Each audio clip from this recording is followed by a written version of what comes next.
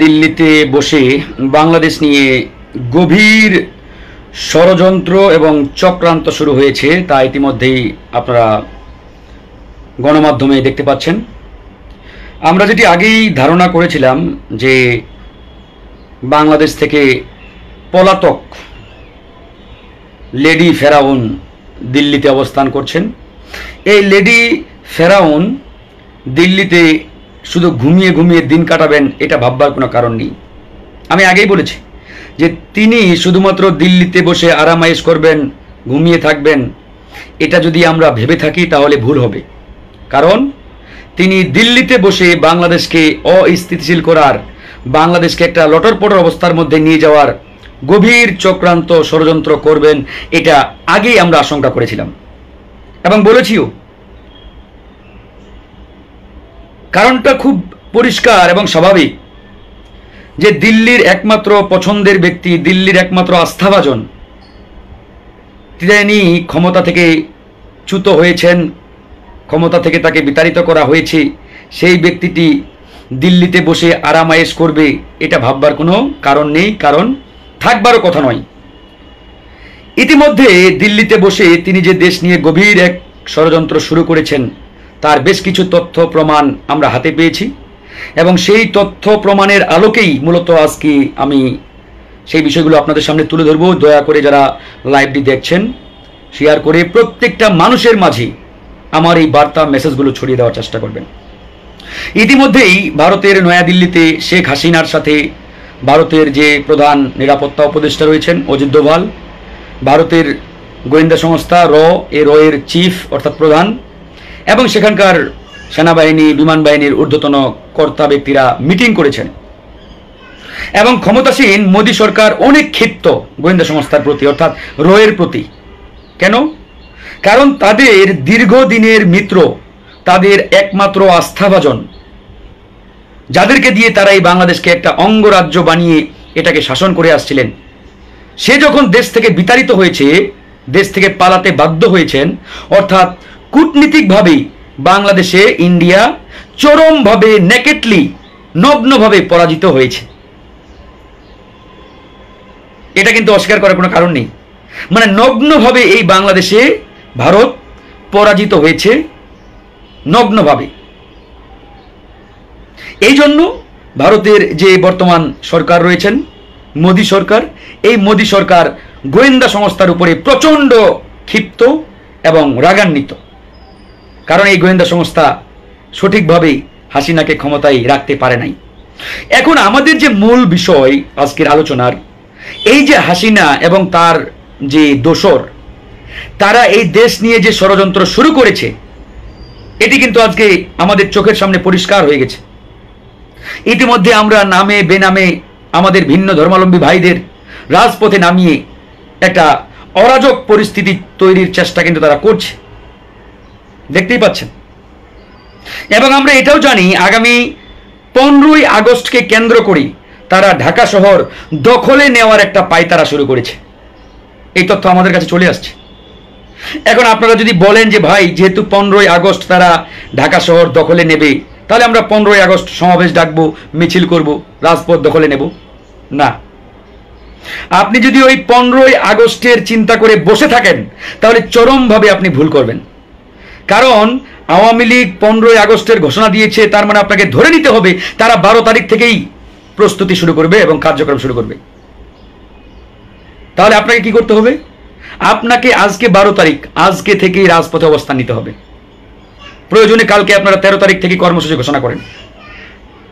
বিশেষ করে বাংলাদেশের বড় রাজনৈতিক দল বিএনপি এবং জামাত ইসলামী আপনাদেরকে বলতে চাই, যদি এই দেশের দ্বিতীয় মুক্তিযুদ্ধের মাধ্যমে অর্জিত যে স্বাধীনতা, এটাকে যদি আমরা সমুন্নত রাখতে চাই, ঠিক রাখতে চাই, ধরে রাখতে চাই, তাহলে ছাত্র জনতা তো রাজপথে থাকবেই।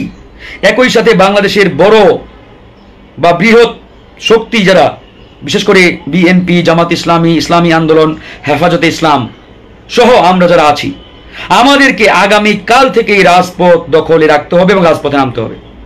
যদি আমরা ওই 15ই আগস্টের চিন্তা করে বসে থাকি তাহলে কিন্তু যে কোনো সময় যে কোনো পরিস্থিতি ঘটার সমূহ সম্ভাবনা রয়েছে। সমূহ সম্ভাবনা রয়েছে।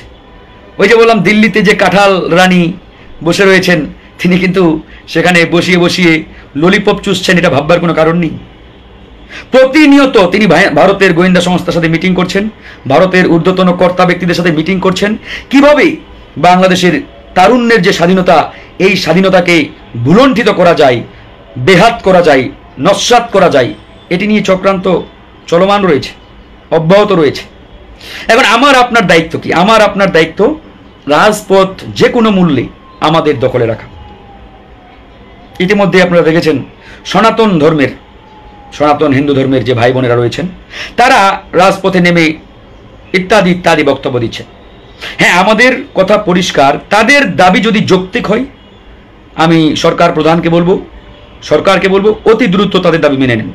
প্রয়োজনে সরকারের উচিত শাহবাগে সনাতন ধর্মের ভাইদের সমাবেশে গিয়ে তাদের কথা শোনা, তারা কি দাবি করে, এটা শুনে মেনে নেওয়া উচিত।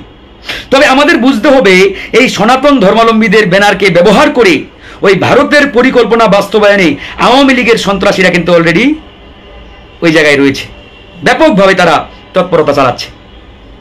এটা ভুলে যাবেন না। আমরা জানি সব তথ্য। অনেকেই অনেকভাবে বলে যে তাদের বিশেষ অঙ্গ যদি পরীক্ষা করে দেখা যায়, যেখানে মানে অধিকাংশ দেখা যাবে যে তারা সনাতন ধর্মাবলম্বী ভাই বোন না। আমার কথা মিথ্যা প্রমাণ করেন, এবং আপনাদের একটা প্রমাণ দেখাই, তাহলে আপনারা আরো পরিষ্কার হয়ে যাবেন। হিন্দু মহাজোট নামে একটি হিন্দুদের বড় সংগঠন রয়েছেন। এই মহাজোটের মহাসচিব যিনি, তার নাম হচ্ছে গোবিন্দচন্দ্র প্রামাণিক। এই গোবিন্দচন্দ্র প্রামাণিক তিনি নিজেই বলেছেন, এই যে দেখেন তার স্টেটমেন্টটা, একটু আপনারা, তার ছবি সহ দেওয়া আছে। এই গোবিন্দচন্দ্র প্রামাণিকের একটা স্টেটমেন্ট আমি আপনাদের পড়ে শোনাই। হিন্দু মহাজোটের মহাসচিব গোবিন্দচন্দ্র প্রামাণিক বলেন, হিন্দু সম্প্রদায়ের একজন নেতা হিসাবে আমি নিশ্চিত করে বলতে পারি হামলার কারণ রাজনৈতিক। আবার বলি, হামলার কারণটা রাজনৈতিক, সাম্প্রদায়িক নয়। এটাকে হিন্দু মহাজোটের নেতা গোবিন্দচন্দ্র নিজে বলছেন যে আমি একজন হিন্দু সম্প্রদায়ের নেতা হিসেবে বলতে মানে নিশ্চিত করে বলছি হামলার কারণ রাজনৈতিক, সাম্প্রদায়িক নয়। দেশ জুড়ে যতগুলো হিন্দু বাড়ি বা অবস্থানে হামলা হয়েছে, তার থেকে 10 গুণ বেশি মুসলমানদের বাড়িতে হামলা হয়েছে। শুধু আওয়ামী লীগের রাজনীতির সঙ্গে জড়িত ছিল বলে এই হামলাগুলো হয়েছে। তাহলে এই যে হিন্দু মহাজোটের মহাসচিব গোবিন্দচন্দ্র প্রামাণিক দাদা স্টেটমেন্টটা দিলেন, এখান থেকে একটা বিষয় পরিষ্কার, যতগুলো হামলার খবর দু একটা আমরা শুনতে পাচ্ছি মুসলমানদের এবং দু একটা হিন্দু ভাইদের, এটি রাজনৈতিক কারণে, নট সাম্প্রদায়িক কারণ। এখন রাজনৈতিক কারণটা কিভাবে আমি যদি একটু ব্যাখ্যা করে বলি, তাহলে আপনারা আরো ক্লিয়ার হয়ে যাবেন। দয়া করে লাইভটি শেয়ার করবেন, কারণ এই কথাগুলো ভাই জানতে হবে, মানুষকে জানাতে হবে, অন্যথায় মানুষ ভুলের মধ্যে থাকবে। কারণ ভারতীয় দালাল মিডিয়াগুলো যেভাবে উঠে পড়ে লেগেছে ইতিমধ্যে কিন্তু দেখতে পাচ্ছেন, এবং বিবিসি, ইন্টারন্যাশনাল বা আন্তর্জাতিক যে গণমাধ্যমগুলো রয়েছে, আল জাজিরা শো, তারা কিন্তু বলেছে যে ভারতীয় গণমাধ্যমে বাংলাদেশে হিন্দুদের উপরে যে অত্যাচারের খবর, এগুলো অধিকাংশ ভুয়া, বানোয়াট এবং গুজব, যার সত্যতা পাওয়া যায় নাই, বিবিসি বলছে। তাহলে বুঝেন এবার ষড়যন্ত্রটা কোথায়। তাহলে এবার আসুন, এই যে গোবিন্দচন্দ্র দাদা বললেন রাজনৈতিক কারণে এই হামলাগুলো হয়েছে মুসলমানদের উপরে, বা অন্যান্য যে দু একটা খবর আমরা পাচ্ছি, যেমন ধরেন সঞ্জিত চন্দ্র দাস, সে ছাত্রলীগের সভাপতি ছিল আমাদের ঢাকা ইউনিভার্সিটির। সে এতটাই মাফিয়া এবং খুনি ছিল, ডাকাত ছিল, বলা বাহুল্য। ঢাকা বিশ্ববিদ্যালয়ের প্রত্যেকটা শিক্ষার্থীকে জিজ্ঞেস করেন, ইভেন যারা ছাত্রলীগ করেছে তাদেরকে জিজ্ঞেস করলেও বলবে এই সঞ্জিত চন্দ্র একজন ডাকাত, সন্ত্রাসী, তারাও বলবে। সে পিস্তল নিয়ে দিনে দুপুরে হাঁটত, তার হাতে অসংখ্য মানুষ আহত হয়েছে, মানে বলে শেষ করা যাবে না। আমাদের উপরে ঢাকা বিশ্ববিদ্যালয় ক্যাম্পাসে সে পিস্তল নিয়ে আমাদের উপরে হামলা চালিয়েছিল 2022 সালে, সবাই জানেন আপনারা। এখন এই সঞ্জিত চন্দ্র দাসের উপরে জনগণ যদি ক্ষুব্ধ হয়ে রাম ধোলাই তাকে দেয়, তাহলে এটাকে আপনি কেন সাম্প্রদায়িক হামলা হিসেবে দেখেন? ধরেন আপনার উপরে একজন এসে বিনা কারণে ব্যাপক নির্যাতন চালাচ্ছে, এবার আপনি যদি প্রতিরোধ গড়ে তুলে তাকে ধোলাই দেন, এটা কি আইনের ভাষায় আপনি অপরাধ করেছেন?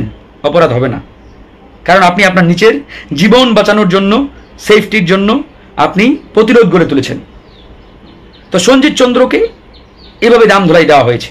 এখন এটাকে ভারতীয় মিডিয়া যদি প্রচার করে যে এখানে হিন্দু ভাই বোনদের উপরে হামলা হচ্ছে, ভাঙচুর হচ্ছে ইত্যাদি ইত্যাদি, তাহলে এটা পরিষ্কারভাবে ষড়যন্ত্র, পরিষ্কারভাবে দেশবিরোধী চক্রান্ত। আমি এই বিষয়টি আপনাদের সামনে বারবার তুলে ধরার চেষ্টা করেছি। আর আমার এই বক্তব্যটি গোবিন্দচন্দ্র প্রামাণিক তিনি নিজেও বলেছেন। আমি ওনাকে স্যালুট জানাই, গোবিন্দ দাদাকে, যে তিনি আসল কথাটি বলেছেন। এই যে প্রমাণটি কিন্তু আমি দেখাই দিয়েছি। আপনারা বলতে পারেন যে ভাই বানিয়ে বলছেন, আমি কিন্তু প্রমাণ সহ আপনাদের দেখালাম। এখন আসুন, বিএনপি জামাতের প্রতি আমার আহ্বান থাকবে এই বক্তব্যটি যাতে বিএনপি জামাতের প্রত্যেকটা নেতাকর্মীর মাঝে পৌঁছায়। আমি ইতিমধ্যে বিএনপির হাইকমান্ডে কথা বলেছি, জামাত ইসলামের হাইকমান্ডে কথা বলেছি, তারাও একমত যে যে কোনো ষড়যন্ত্র চক্রান্ত সমূলে উৎপাটন করে দিতে হবে আমাদের, এবং এই গোখরা শব্দের বীজ দাঁত ভেঙে দিতে হবে যাতে এরা ছবল দেওয়ার সুযোগ না পায়। এই জন্য আমাদের রাজপথ দখলে নিতে হবে, রাজপথে নামতে হবে। এই জায়গায় আমি বলেছি যে বিএনপি যেহেতু বাংলাদেশের বড় একটি রাজনৈতিক দল, তাদেরকে কাল বিলম্ব না করে বড় কর্মসূচি ঘোষণা করতে হবে রাজপথের, এবং রাজপথ যে কোনো মূল্যে আমাদের দখলে রাখতে হবে। এক বিন্দু পরিমাণ ছাড় দেওয়া যাবে না। জামাত ইসলামী যেহেতু বড় দল, ইসলামী আন্দোলন বড় দল, হেফাজতে ইসলাম বড় দল, আপনাদেরকেও সর্বোচ্চ শক্তি নিয়ে রাজপথে থাকতে হবে ঘোষণা দিই। অন্যথায় আমাদের এই অর্জিত স্বাধীনতা যে কোনো সময় কিন্তু বেহাত হওয়ার সুযোগ রয়েছে, সম্ভাবনা রয়েছে। জামাত ইসলামের আমির তিনিও একমত, বিএনপির হাইকমান্ড তারাও একমত। আমরা আশা করি সবাই মিলে আমরা রাজপথে থাকব, যাতে ওই আওয়ামী খুনি ডাকাতের দোসরেরা কোনো ধরনের ষড়যন্ত্র করার সুযোগ না পায়। অনেকে এই জিনিসটাকে হালকাভাবে দেখেন বা দেখার চেষ্টা করেন। ভাই, জিনিসটি হালকা নয়।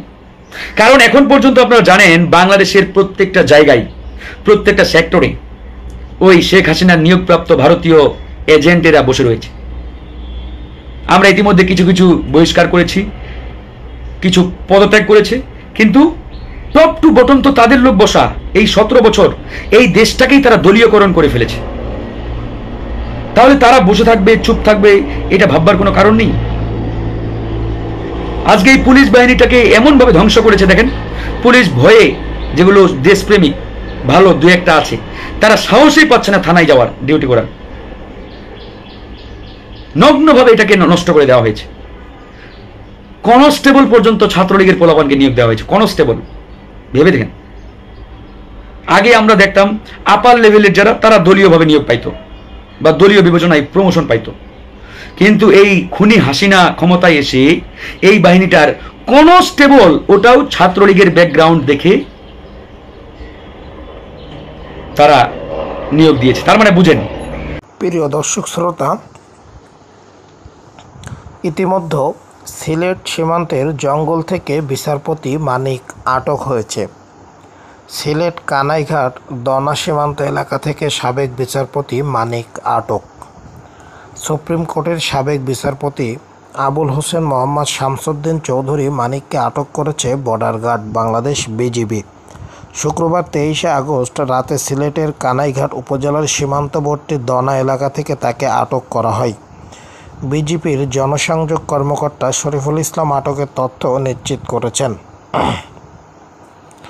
বিজিবি জানায়, সাবেক বিচারপতি মানিক সীমান্ত দিয়ে ভারতে পালিয়ে যাওয়ার চেষ্টা করছিলেন। এ সময় স্থানীয় জনগণের হাতে তিনি ধরা পড়েন। পরে বিজিবি তাকে আটক করে।